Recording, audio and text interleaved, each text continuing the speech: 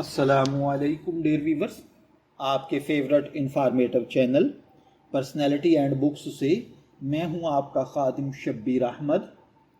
ہمارا آج کا ٹاپک ہے کئی چاند تھے سر آسماں۔ کئی چاند تھے سر آسماں۔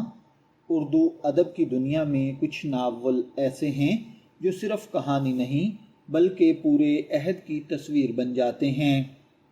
شمس الرحمن فاروقی نے بھی ایک ایسا ہی شاہکار ناول تحریر کیا جسے اردو ادب کے عظیم نقاد، محقق اور ادیب سر آسماں کہا کرتے ہیں۔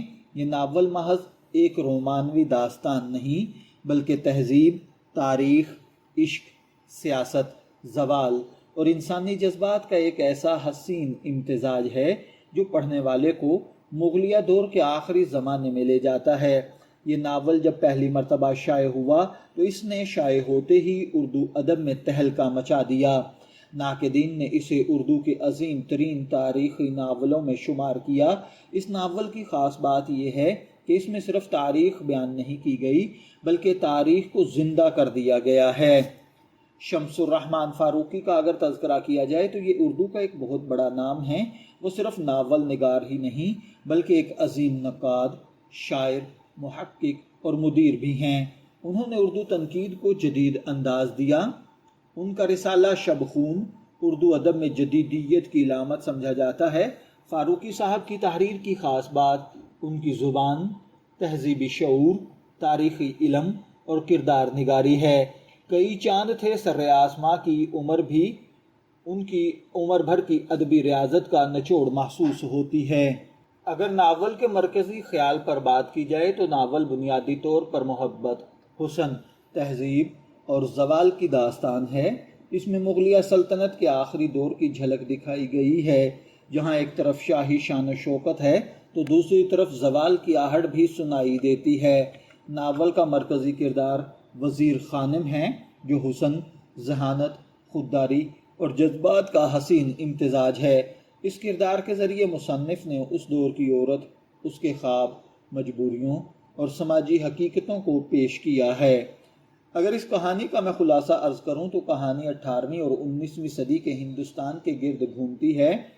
یہ وہ وقت تھا جب مغلیہ سلطنت کمزور ہو چکی تھی اور انگریز طاقت حاصل کر چکا تھا۔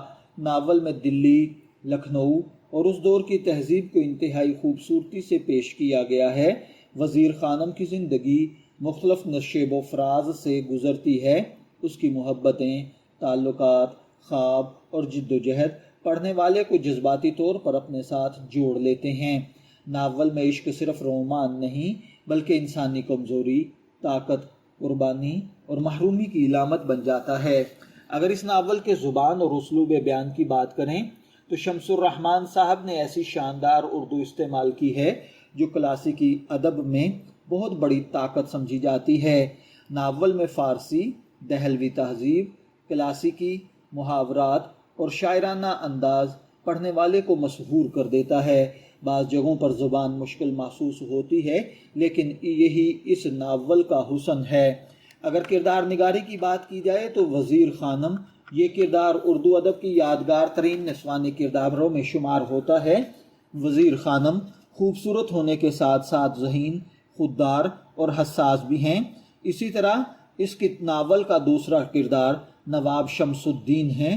یہ کردار طاقت، سیاست اور جذبات کے درمیان الجھا ہوا دکھائی دیتا ہے، اور اسی طرح اس میں مرزا غالب کا حوالہ بھی موجود ہے۔ ناول کی سب سے بڑی خوبی اس کی تاریخی تحقیق ہے۔ ایسا محسوس ہوتا ہے جیسے مصنف نے اس دور کو خود دیکھا ہو۔ دلی کی گلیاں، نوابوں کی محفلیں، شاعری، لباس، موسیقی، کھانے، تہذیب اور دربار، ہر چیز اتنی حقیقت کے قریب ہے کہ پڑھنے والا مکمل طور پر اس زمانے میں کھو جاتا ہے۔ ناول کی اگر خوبیوں پر بات کی جائے تو اس میں سب سے پہلی بات اس کا شاندار زبانی استعمال ہے۔ ناول کی ادبی زبان اسے عام ناولوں سے الگ بناتی ہے۔ ہر کردار جیتا جاگتا محسوس ہوتا ہے۔ مصنف نے تاریخ کو کہانی کے اندر اس مہارت سے شامل کیا ہے کہ کہیں بھی بوجھ محسوس نہیں ہوتا۔ یہ ناول صرف کہانی نہیں بلکہ ایک تہذیبی دستاویز ہے۔ عشق، تنہائی محرومی اور زوال کو انتہائی خوبصورتی سے اس ناول میں بیان کیا گیا ہے۔ ہر شاہکار کی طرح اس ناول میں بھی کچھ چیزیں ایسی ہیں جو بعض لوگوں کو مشکل محسوس ہوتی ہیں۔ اگر کوئی سادہ اردو پڑھنے کا عادی ہے تو ابتدا میں اسے کافی دشواری ہوتی ہے۔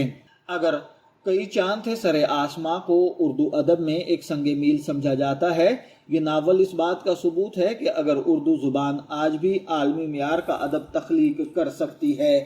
یہ ناول صرف اردو قائرین کے لیے نہیں بلکہ ادب، تاریخ اور تہذیب سے دلچسپی رکھنے والے ہر شخص کے لیے ایک خزانہ ہے۔ اگر اس کی اقتباسات پر بات کی جائے تو ناول میں جگہ جگہ ایسی تحریر ملتی ہے جو دل پر اثر چھوڑ دیتی ہے۔ فاروقی صاحب کی نثر شاعری محسوس ہوتی ہے۔ مثلا محبت کو بیان کرتے ہوئے وہ جذبات کو اس خوبصورتی سے پیش کرتے ہیں کہ پڑھنے والا کئی لمحوں تک سوچ میں گم رہتا ہے۔ سوال یہ پیدا ہوتا ہے کہ اس ناول کو کیوں پڑھا جائے؟ اگر آپ کلاسیکی اردو پسند کرتے ہیں، تاریخی ناول کے شوقین ہیں، مغلیہ دور کی تہذیب جاننا چاہتے ہیں، گہرے کرداروں والی کہانی پسند کرتے ہیں، اعلیٰ ادبی زبان سے لطف اندوز ہونا چاہتے ہیں تو اس ناول کو ضرور پڑھیں۔ یہ ناول صرف ایک کہانی نہیں بلکہ کھوئی ہوئی دنیا کا آئینہ ہے۔ یہ ہمیں یاد دلاتا ہے کہ تہذیبیں دوستوں، عمارتوں اور انسانوں کے جذبات، محبت اور یادوں سے ہی زندہ رہتی ہیں۔ اگر آپ نے یہ ناول پڑھا ہے تو کمنٹ میں اپنی رائے ضرور کیجئے گا، اور اگر ابھی تک نہیں پڑھا تو یقین مانیے یہ اردو ادب کا ایسا خزانہ ہے جو ہر سنجیدہ شخص کو کم از کم ایک مرتبہ ضرور پڑھنا چاہیے۔ ویڈیو پسند آئی ہو تو لائک کریں، شیئر کریں اور چینل کو سبسکرائب کرنا مت بھولیے گا۔ شبیر احمد کو اجازت دیجیے، پھر ملاقات ہوگی کسی نئے ٹاپک کے ساتھ۔ تب تک کے لیے اللہ حافظ۔